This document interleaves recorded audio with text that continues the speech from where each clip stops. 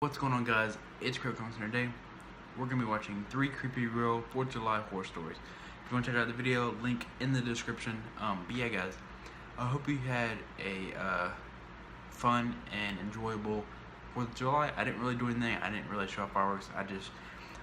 We just had some burgers, pretty much. That's about it. We had a couple family members come over, but that's pretty much it. We didn't show off fireworks. Yeah, guys. Before I start the video and before I start the reaction, I just want to let you know, let you guys know 2 things in this video and about my channel. I'm gonna cut this video in half because I don't want to, get hit with a copyright strike or a warning or anything. So there's 3 stories. I'm just gonna watch 2. But again, if you want to check out the full video, down in the description. Another thing.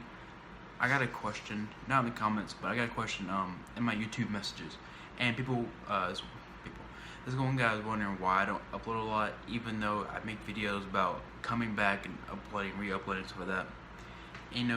I would, upload more and upload daily. It's just my internet is just not fast. I mean, like a 16-minute video, it takes 3 hours, 4 hours maybe at the most, and it's just so annoying.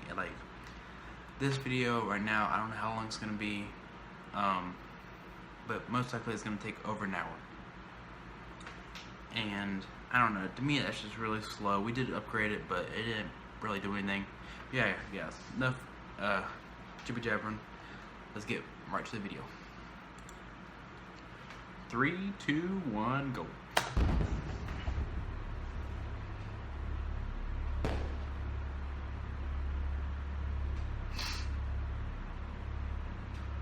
It was July 4th, 2007. I was 16 years old, and I had nothing to do for the night. I'm 16. My older sister Alicia, who has 9 years on me, was going to some huge party upstate. I think it was referred to as the Rockaway Bomb Show, where a bunch of young, out-of-college adults would go to drink and go crazy. Surprisingly, when I told my sister that I had no plans, she invited me to come with her and her boyfriend Alex.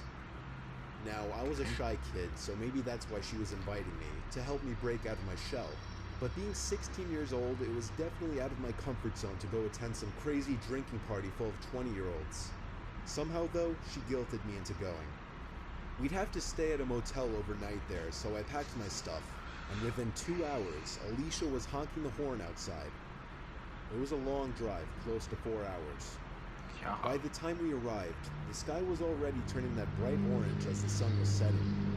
We pulled into some sketchy-looking road with a sign that said "Fireworks Show This Way." I rolled down the window and already heard a huge crowd of people in the distance.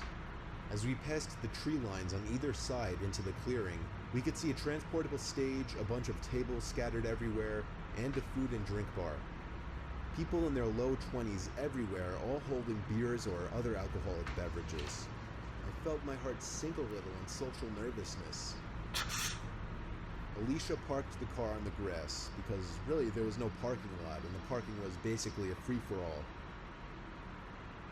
I followed Alicia and Alex to the party, and they immediately, coincidentally, found some of their friends who already seemed drunk. They introduced me, and we chatted for a bit. Alicia handed me a beer, which I nervously accepted. 16 years old, huh? As soon as I took the first sip, I started getting weird stares from people. I was afraid someone would ask me how old I am. I continued to cling on to Alicia and Alex for another 15 minutes before they both split up and started talking to random people. At that moment, I felt alone and awkward. In the middle of hundreds of college students and graduates all conversing with each other, and here I was, an awkward middle school looking 16-year-old with a beard in his hands all alone. What the heck?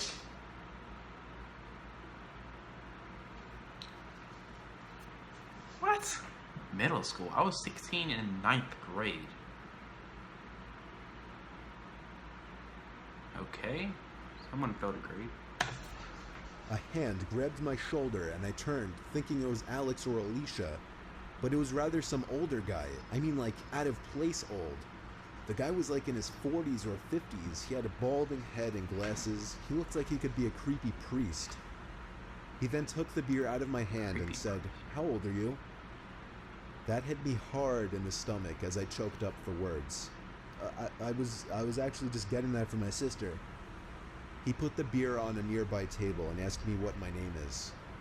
I, still thinking this guy was a worker at the show or something, told him Jake. Then he asked me who I'm here with, and I responded, my sister, like I just told you. Eventually, I talked my way away from the guy and looked for Alicia or Alex. There were so many people here though, and I didn't have a cell phone back then, so I couldn't even text or call them. It got to a point where I felt so alone and awkward that I wandered away from the party and into the woods.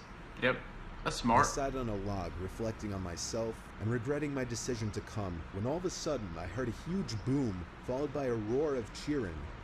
The fireworks show had started.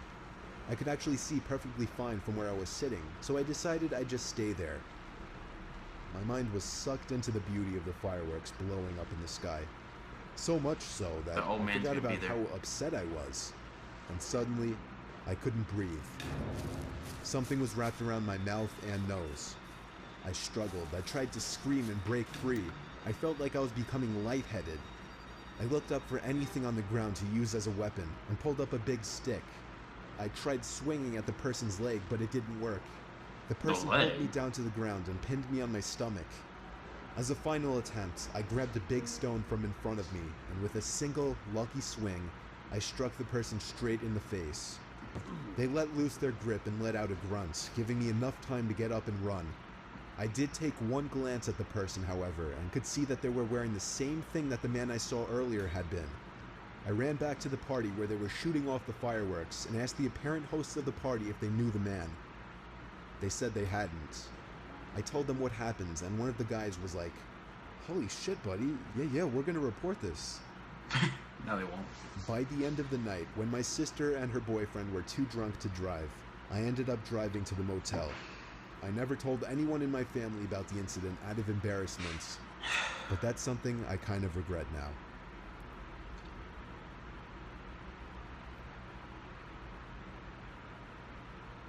My name is Ivan, I'm 15 years old, and this is the scariest experience of my life. So it's the 4th of July, 2015. I live in a calm suburban neighborhood that's usually very quiet, but one night it all changed. My dad had to work extra late since he was covering someone's shift, and my mom was at some friend's house party. This was a Friday night, so I would usually just play games on my computer and talk with friends, basically having my kind of fun.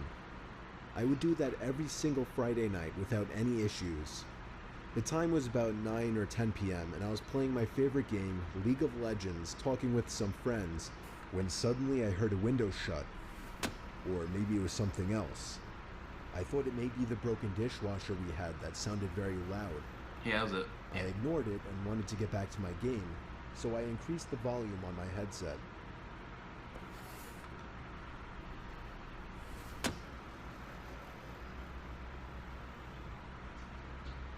The sound echoed so loud that I could almost hear it with the volume on 96%. I had enough and wanted to see what it was. So I reduced the volume and told my friends to hold on and that I would be right back. Hold on, I'll be right back. The sound wasn't from the dishwasher or the dryer. It wasn't a window either. The sound was still underway though when I came to look what it was. The basement. I had never gone in there since we moved in, and my parents told me to never go down there by myself. Not for suspense reasons or anything like that, but they actually just don't want me going down there moving around any boxes. But he's still gonna go down there. The basement was dirty, and the door was kind of broken and always gave out creepy drafts when it was open. I went to the basement door and listened. Yep. The sound went on for a good 2 minutes before silence.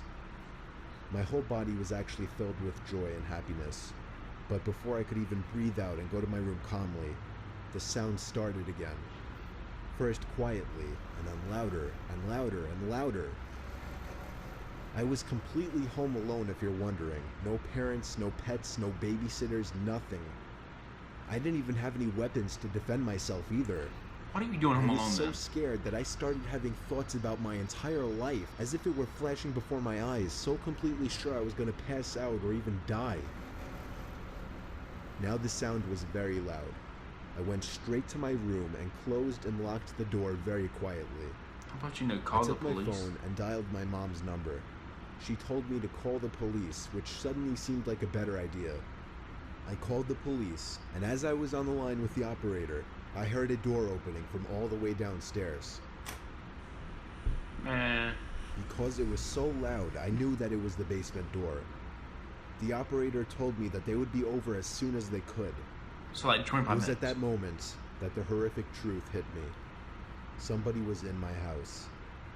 I listened in silence for a few minutes, other than the occasional firework booming in the distance from the outside, as I heard somebody rummaging through our kitchen and living room. I wrote to my friends in the chat, "There's a fucking intruder in my house."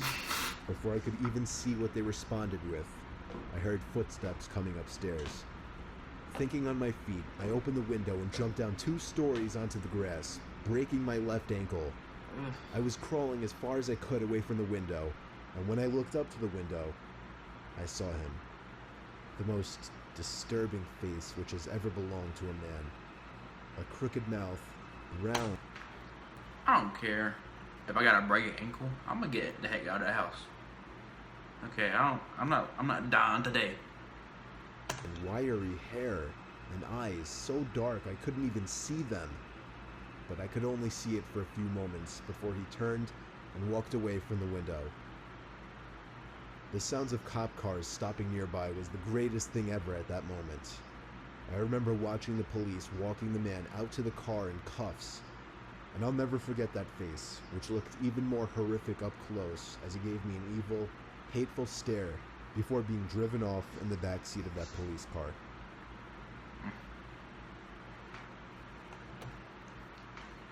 Alright guys, so as I said before, it's me 2 stories. Yeah guys, I hope you enjoyed my reaction for the 2 Creepy Girl 4th of July horror stories. Good God. But yeah guys, I'm gonna try to upload more from now on. I really am, but it's, you know, internet problems and the internet's slow, and but yeah guys, been Creative Comics. Peace.